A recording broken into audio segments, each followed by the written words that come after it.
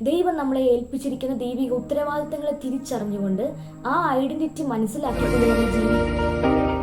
ഇരുൾ അടഞ്ഞ വഴികളിൽ തിരുനാളമാകുവാൻ ഇന്നത്തെ ചിന്ത. ക്രിസ്തുവിൽ ഏവർക്കും എൻ്റെ സ്നേഹത്തെയും വന്ദനത്തെയും അറിയിക്കുകയാണ്. കർത്താവായ യേശു ക്രിസ്തുവിനാൽ വീണ്ടും ജനിക്കപ്പെട്ട നാം ഓരോരുത്തരും കർത്താവിൽ അടിമകളല്ല, അവകാശികളത്രേ. മത്തായി എഴുതിയ സുവിശേഷം 3-ാം അധ്യായം 17-ാം വാക്യം ഇങ്ങനെ പറയുന്നു: ഇവൻ എൻ്റെ പ്രിയപുത്രൻ, ഇവനിൽ ഞാൻ പ്രസാദിച്ചിരിക്കുന്നുവെന്ന് സ്വർഗത്തിൽ നിന്ന് ഒരു ശബ്ദമുണ്ടായി. യേശു കർത്താവ് യോർദാൻ നദിയിൽ യോഹന്നാന്റെ കൈക്കീഴാൽ സ്നാനമേറ്റ ഉടനെ സ്വർഗം തുറന്ന് പിതാവായ ദൈവം പുത്രനായ കർത്താവിനെ ഇങ്ങനെ റെപ്രസെന്റ് ചെയ്യുന്നു: this is my beloved son, ഇവനിൽ ഞാൻ പ്രസാദിച്ചിരിക്കുന്നു. നോക്കണമേ, ദൈവം തൻ്റെ പുത്രനെ, തൻ്റെ ഐഡന്റിറ്റി എന്താണെന്ന് ഈ ഭൂമിക്ക് വെളിപ്പെടുത്തി കൊടുക്കുകയാണ്.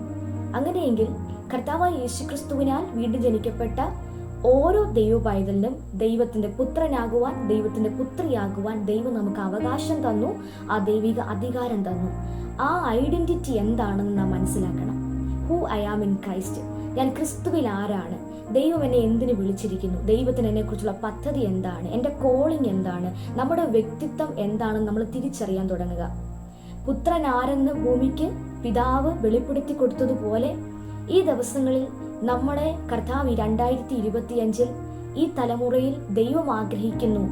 ദൈവത്തിന്റെ പുത്രനും പുത്രിമാരുമായി ഈ ഭൂമിയിൽ നാം ആയിരിക്കുമ്പോൾ കർത്താവ് ചെയ്ത അത്ഭുതങ്ങളും അടയാളങ്ങളും വീര്യപ്രവൃത്തികളും വീണ്ടും ഈ തലമുറയിൽ ആവർത്തിക്കപ്പെടേണ്ടതിന് നമ്മളെ ദൈവം ഏൽപ്പിച്ചിരിക്കുന്ന ഐഡന്റിറ്റി നമ്മൾ മനസ്സിലാക്കുക.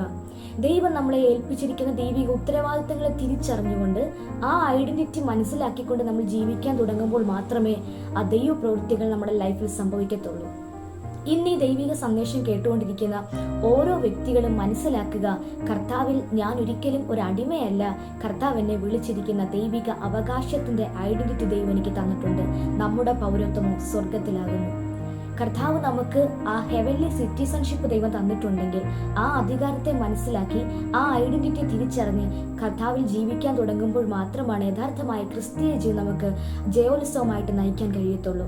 അതുകൊണ്ട് ദിവസങ്ങളിൽ പ്രാർത്ഥിക്കുക, കർത്താവെ, ദൈവം എന്നെ വിളിച്ചിരിക്കുന്ന ആ ദൈവ രാജ്യത്തിന്റെ ഐഡന്റിറ്റിക്കകത്ത് ജീവിപ്പാൻ പ്രത്യേക അങ്ങനൊരു ഗ്രേസ് കർത്താവ് എനിക്ക് തരണം, അങ്ങനൊരു കൃപ ദൈവം എനിക്ക് തരണം.